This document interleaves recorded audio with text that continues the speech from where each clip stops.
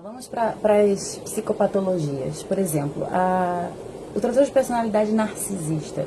São pessoas que querem estar sempre nos holofotes, querem estar sempre sendo bem vistas, bem quistas e querem ali a atenção de todos. Então, a ferramenta utilizada é o drama e as mentiras, para que ela continue no papel de vítima, para que as pessoas possam validar aquela realidade que ela criou, de que ela é inocente e o homem é culpado pelo seu sofrimento emocional.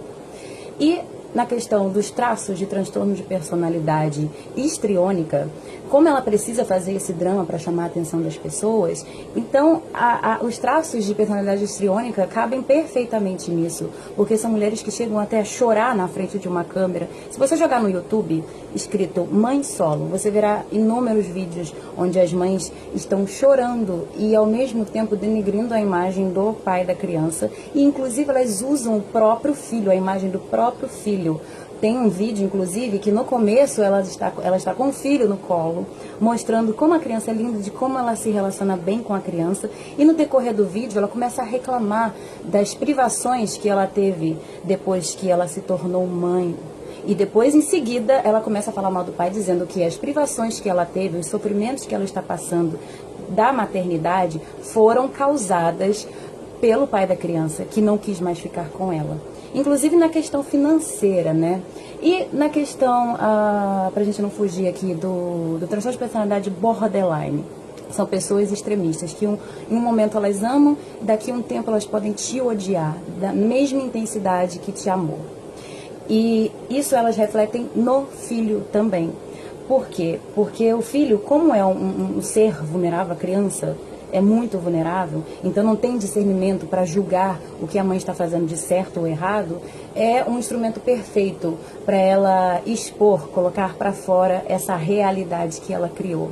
Então, em certo momento, o filho é o amor da vida dela, é tudo na vida dela, e num outro momento ela sente raiva do filho e começa a maltratá-lo, começa a cometer abusos psicológicos, violência psicológica e violência inclusive física, porque ela começa a maltratar essa criança, porque essa criança passa a ser o bode expiatório dela, onde ali ela vai manipular, inclusive implantando falsas memórias na cabeça dessa criança, para ela ser um instrumento contra o pai, contra o homem que aquela mulher odeia, porque ela não consegue lidar com as suas emoções, porque ela tem problema.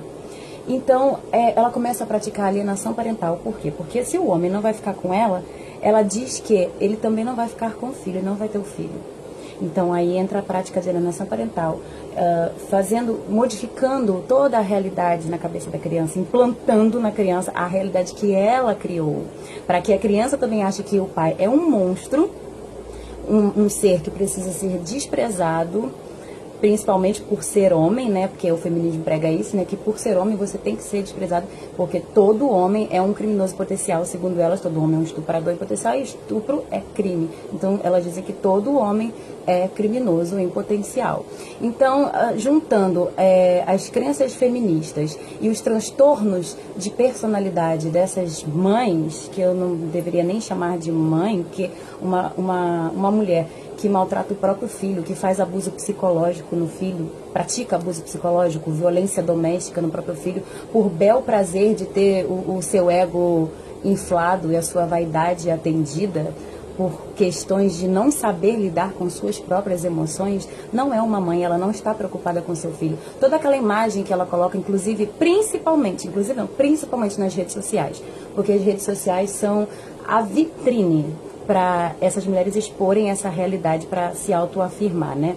Então elas postam fotos ali abraçadas com a criança, com legendas lindas e bonitas. Se você for olhar o Facebook, só tem foto com a criança. E às vezes nem tem também foto com a criança, mas de repente ela coloca uma, porque lembrou de alguma coisa, e ela coloca amor da minha vida.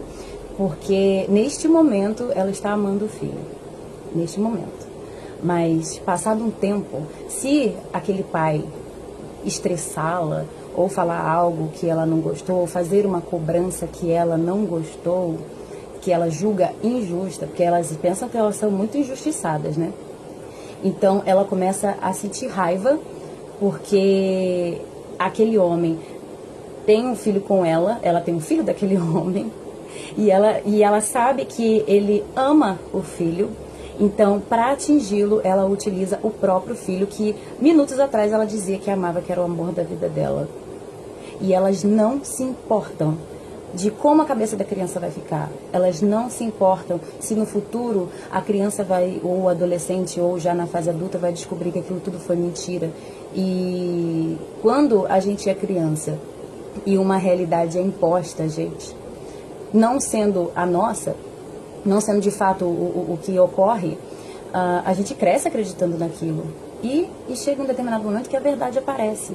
E quando a gente descobre que a nossa infância foi toda baseada em mentira, a gente não sabe mais quem a gente é. A gente perde a nossa identidade, a gente fica perdido, a gente não sabe mais quem estava falando a verdade.